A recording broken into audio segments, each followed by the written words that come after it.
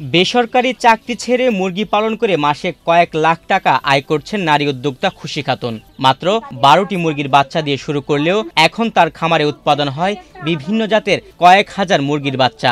এগুলো বিক্রি করে কয়েক লাখ টাকা আয় করেন তিনি। খুশি খাতুনের এই সাফল্য দেখে তৈরি হচ্ছে নতুন নতুন উদ্যোক্তা। এখন আমার খামারের মুরগি বিভিন্ন জায়গাতে যায়, যেমন আমার খামারের দেশি মুরগি রেডিগুলো আপনার হচ্ছে যশোর নিউ মার্কেট যায়, যশোর বেনাপোল যায়, কালীগঞ্জ যায়, চুয়াডাঙ্গা যায়, তারপরে মাগুরাতে যায়, রাজবাড়িতে যায়, বিভিন্ন জেলায় ঝিনাইদহ যায়, আর শোলকুপার কথা তো বলবো না, সেখানে তো অ্যাভেলেবেল আমার মুরগি চলে। মাংসের মুরগিগুলো যায়, তারপরে যে বাচ্চাগুলো এরকম বিভিন্ন জেলায় জেলায় চলে যায়। খুশি খাতুনের বাড়ির সামনে একটি টিনের ঘর, সেখানে আলাদা আলাদা করে রাখা হয়েছে কয়েক জাতের মুরগির বাচ্চা, আর তা দেখভাল করছেন এই নারী উদ্যোক্তা। কখনো খাবার দিচ্ছেন, আবার কখনো মুরগিগুলো স্বাস্থ্য পরীক্ষা করছেন। গ্রাম থেকে ডিম সংগ্রহ করে তা ইনকিউবেটরের মাধ্যমে উৎপাদন করছেন বিভিন্ন জাতের বাচ্চা, যা বিক্রি করছেন দেশের বিভিন্ন জেলায়। সামাজিক মানবিক কাজগুলো করতে পারি এবং আমি এদেশের অর্থনীতির সঙ্গে আমার নামটা যুক্ত করতে চেয়েছি, যাতে আমি নারী বলে আমি এদেশের অর্থনীতি থেকে পিছিয়ে না পড়ি। এবং আমি নারীদের বলবো, এখন প্রতি মাসে তিনি শুধুমাত্র বাচ্চা বিক্রি করেন 4000। অন্যদিকে কিছু বাচ্চা বড় করে সেখান থেকে 5 থেকে 600 কেজি মাংস বিক্রি করেন। আত্মনির্ভরশীলতার জন্য কষ্টের বিকল্প নেই, সেটি যেন প্রমাণ করেছেন এই উদ্যোক্তা। যে প্রত্যেকটা নারীকে উচিত যে যেখানে আছে সেখান থেকে তাকে স্বাবলম্বী হওয়া। নারীকে বৈষম্য থেকে বেরোতে হলে স্বাবলম্বীর কোনো বিকল্প নাই।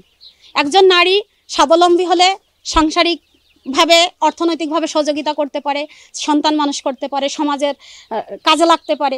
তবে নারীরা কিন্তু ছোট না। প্রথমে খুশি খাতুনের মুরগি পালনের বিষয়টি ভালোভাবে না নিলেও মুরগির বাচ্চা পালন করে ভালো আয় হয় আনন্দিত খুশির বাবা মা। আমার মেয়ে যখন এই যে কাজ শুরু করিল, তখন আমি করতে দিতে চাইছিলাম না।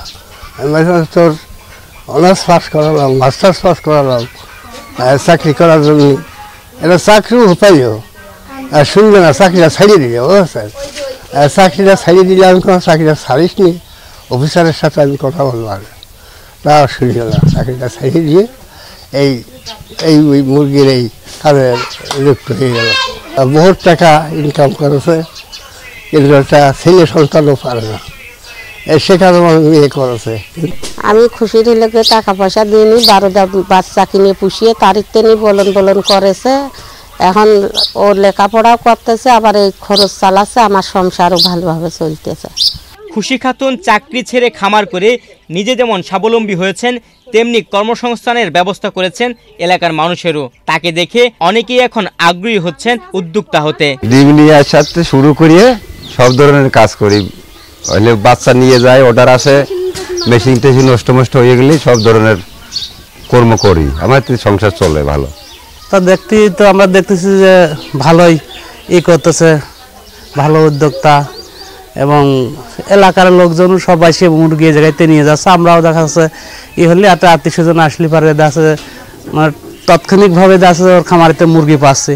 তাহলে এইভাবে এলাকারও খুব ভালো একটা হয়েছে। আর দেখা দেখি যদি আরও কেউ উদ্যোক্তা হতে চায়, তাহলে এটা সবার জন্যই মঙ্গল। আমি এই খামারে কাজ করি, আমার খালা আমার ফ্যামিলি ধরে খরচ খরচা সব হিসেবে দেয়। দেখে যখন যে অসুবিধা হয় আসে বলি, উনি সব কিছু করে। এই উদ্যোক্তাকে সব ধরনের পরামর্শ ও সহযোগিতা করা হচ্ছে বলে জানালেন এই কর্মকর্তা।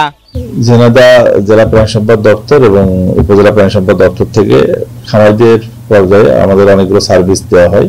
বিশেষ করে ক্ষুদ্র খামারি যারা আছে তাদেরকে প্রশিক্ষণের ব্যবস্থা করা হয় এবং তাদের আমাদের সরকারি মূল্যে টিকা বীজ সরবরাহ করা হয় এবং টিকা বীজ যারা প্রয়োগ করার প্রশিক্ষণ আমরা তাদেরকে দিয়ে থাকি।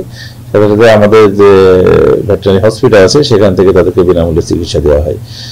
তো এখানে শোলকুপাতে খুশি খাতুন তার একটা মানে ক্ষুদ্র উদ্যোক্তা, উনি ওখানে প্রথমে নিজে থেকেই ইনকিউবেটর কিনেছে এবং সেখানে এসে কিছু সোনালী মুরগি লালন পালন করে এবং সোনালী মুরগি লালন পালনের মাধ্যমে সে নিজেকে কর্মসংস্থান সৃষ্টি করছে। সাথে সাথে আরো কিছু লোকজনের সে কর্মসংস্থান সৃষ্টি করছে। সাথে সাথে পোল্ট্রি উৎপাদনে তার একটা অনেক উল্লেখযোগ্য ভূমিকা আছে।